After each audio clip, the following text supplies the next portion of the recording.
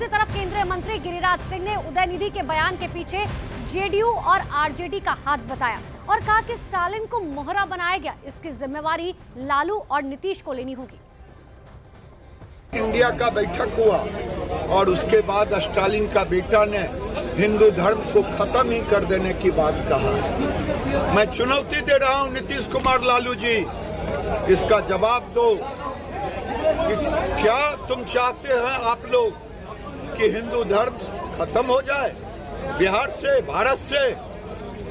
ये साजिश नाकामयाब होगा। कांग्रेस हो या लालू जी, इसका जवाब देना पड़ेगा और इसके लिए हिंदुओं को सजग होना पड़ेगा, इसके खिलाफ लड़ाई लड़नी।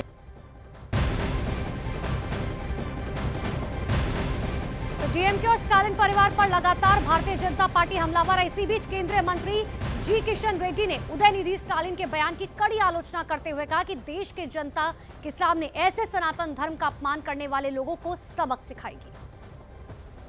ये हमारा सनातन धर्म हमारा पार्टी का नहीं है, कोई रिलीजियस का नहीं है।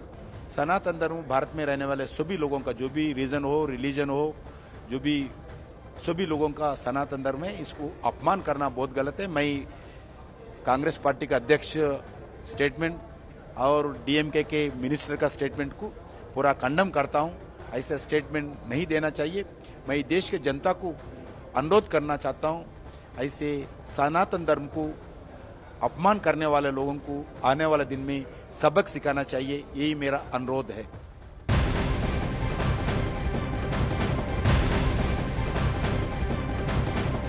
अब इस पूरे बयान को लेकर बवाल मचा हुआ है। इधर आपको यह भी बता दें, आरएसएस के इंद्रेश कुमार ने उदयनिधि स्टालिन पर करारा हमला बोलते हुए ये कहा कि वो एंटी डेमोक्रेटिक, एंटी मानवतावादी और नास्तिक हैं। उन्होंने जनता से अपील की है कि ऐसे लोगों को सबक जरूर सिखाएं। तो इंद्रेश ने उदयनिधि को नास्तिक बताया है और साथ साथ जनता से अपील की है कि ऐसे लोगों को सबक जरूर सिखाना चाहिए।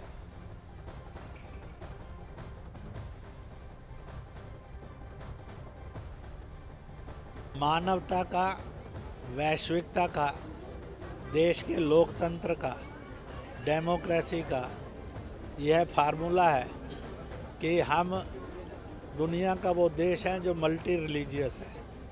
अपने अपने रिलीजन पर चलो, दूसरे के रिलीजन की मजम्मत नहीं, इज्जत करो। जो अपने पर चलते हैं और दूसरे की आलोचनाएं करते हैं, उनको भला बुरा ग्रंथों को और मजहबों को, धर्मों को बताते हैं, वह एंटी डेमोक्रेसी हैं, एंटी मानवतावाद हैं, एंटी ईश्वर हैं, एंटी पीस एंड डेवलपमेंट है, एंटी एक प्रॉस्पर नेशन है।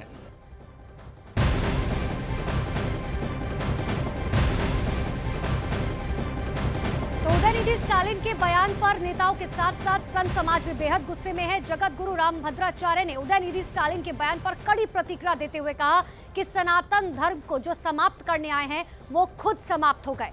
उन्होंने गुलामी के दिनों की याद दिलाते हुए कहा कि जो औरंगजेब की तलवार और अंग्रेजों के अत्याचार से समाप्त नहीं हुआ, उसे स्टालिन जैसे लोग क्या समाप्त करेंगे। सनातन समाप्त तो वो होता है जिसका जन्म हो।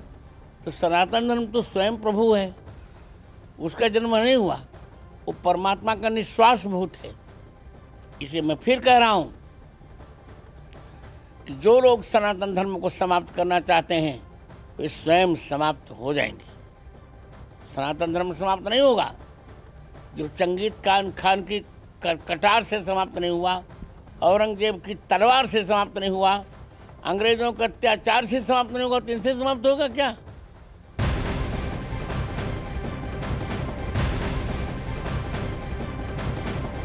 तो डीएमके नेता उदयनिधि स्टालिन के सनातन पर दिए बयान को लेकर देश भर के साधु संतों में गहरी नाराजगी देखने को मिल रही है और गुस्सा भी है।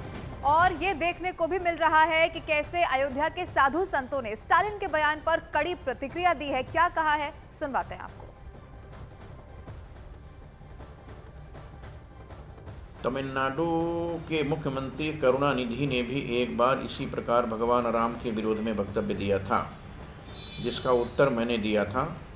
और आज मुझे बड़ा आश्चर्य हो रहा है कि हिंदू धर्म 80% हिंदू तमिलनाडु में हैं मैं कई बार तमिलनाडु गया हूँ, 80% हिंदुओं के बीच में, सनातन धर्मावलंबियों के बीच में इस प्रकार अधार्मिक व्यक्ति धर्म की निंदा करता है। मुझे ऐसा लगता है आगे आने वाले दिनों के चुनाव में कोई हिंदू ऐसे व्यक्ति को वोट नहीं देगा